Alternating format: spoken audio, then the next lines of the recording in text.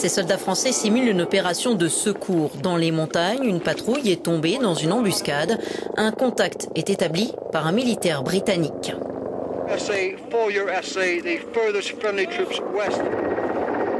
Les hélicoptères utilisés pour cette opération commune viennent de 5 pays, République tchèque, Hongrie, Espagne, Belgique et France. 150 personnes participent au test, sans compter les troupes déjà stationnées sur place. Le scénario est simple, une mission d'urgence en Afghanistan. La simulation a lieu dans les Alpes françaises, mais elle pourrait vite devenir réalité. Nous préparons nos hélicoptères pour une opération de déploiement en Afghanistan. Et nous n'aurons pas les mêmes conditions qu'ici dans les hautes montagnes françaises. Ça, c'est une chose. L'autre point, ce sont l'expérience opérationnelle et les leçons que nous tirons de cette collaboration avec des Français et d'autres nationalités. Ceci n'est pas un exercice de l'OTAN. Pour la première fois, ces différents pays s'entraînent sous l'égide de l'Agence européenne de défense. C'est le bras armé de la politique de défense et de sécurité commune. Mais avec 21 membres de l'Union dans l'OTAN, cela est-il réellement nécessaire ? Les deux se chevauchent. Ce sont les mêmes forces qui opèrent ensemble la plupart du temps. Nous avons un personnel militaire de l'Union européenne et nous avons un personnel militaire de l'OTAN. Mais ils peuvent être complémentaires parce que l'Union peut prendre en charge une opération et l'OTAN se concentrer sur une autre. Donc, ils peuvent exister ensemble et avancer ensemble, mais je pense qu'ils sont complémentaires. Je ne vois pas où est le problème, franchement. Et vous savez pourquoi ? Parce que les soldats sont les mêmes. Si vous comparez les nationalités, par exemple, la France, la Grande-Bretagne, la République tchèque, la Pologne ou la Hongrie, ce sont les mêmes soldats. Nous sommes une seule armée. Parfois, nous avons l'insigne de l'Union européenne, parfois celui de l'OTAN, et de mon point de vue, en tant que militaire, je ne vois pas tant que ça la différence. Un manque de différence qui sera mis en lumière lors du sommet de l'Alliance aux villes frontières franco-allemandes de Strasbourg et Kehl en avril prochain. Cela fait maintenant 60 ans que le traité de l'Atlantique Nord a été signé et à l'époque, les paysages n'étaient pas aussi paisibles qu'aujourd'hui. En 1949, l'Europe porte encore les stigmates de la Deuxième Guerre mondiale. À cela s'ajoutent les tensions liées à la guerre froide. Le blocus de Berlin en est le symbole. Le 4 avril 1949, 10 pays occidentaux signent le traité de l'Atlantique Nord. We will now proceed to the signing of the North Atlantic Treaty. Il s'agit alors d'une alliance militaire dont l'article 5 sur la solidarité entre ses membres en cas d'agression est le principal point. Le siège de l'OTAN est à Paris et cela durera ainsi 15 ans. Mais les dissensions apparaissent après l'élection du général de Gaulle à la fin des années 50. Ce dernier veut donner plus d'autonomie à la France avec le développement d'un arsenal nucléaire. Charles de Gaulle voit aussi d'un mauvais œil la présence massive des militaires américains sur le sol français. La rupture est alors consommée en 1966.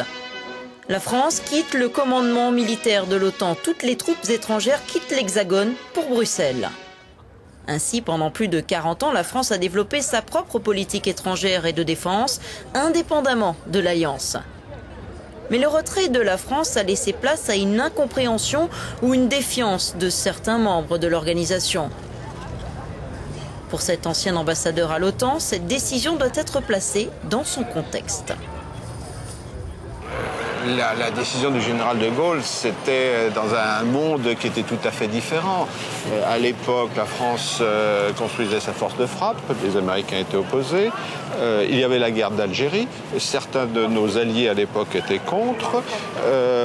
Il y avait la guerre au Vietnam qui commençait. Et donc, et puis il y avait surtout la division du monde entre deux blocs, le pacte de Varsovie et l'Alliance.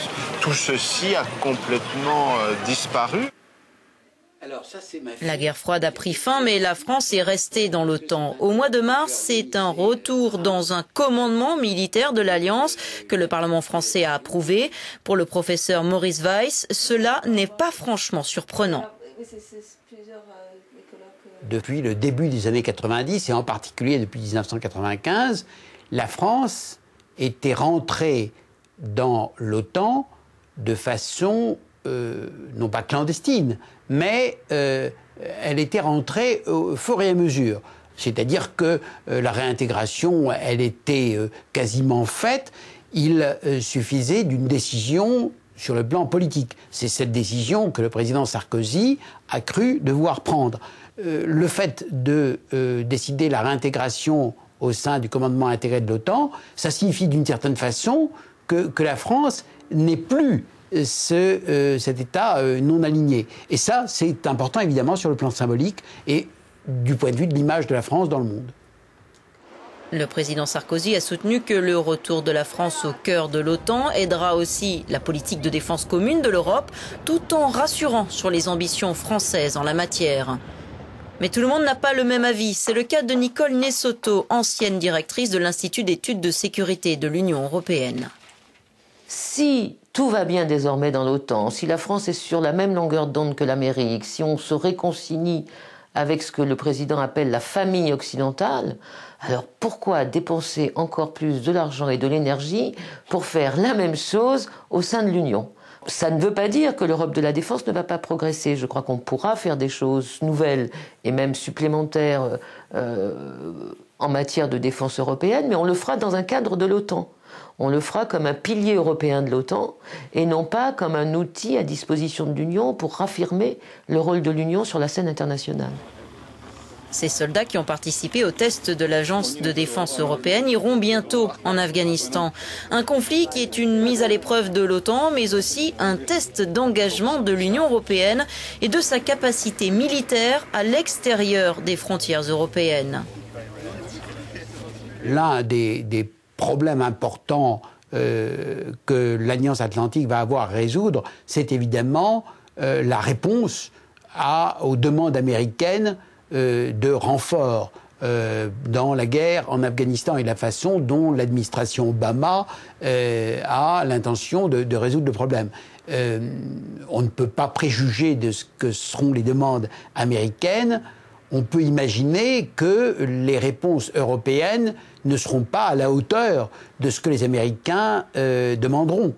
Le 4 avril, la France réintégrera le commandement militaire de l'OTAN, 60 ans jour pour jour après la signature du traité de l'Atlantique Nord.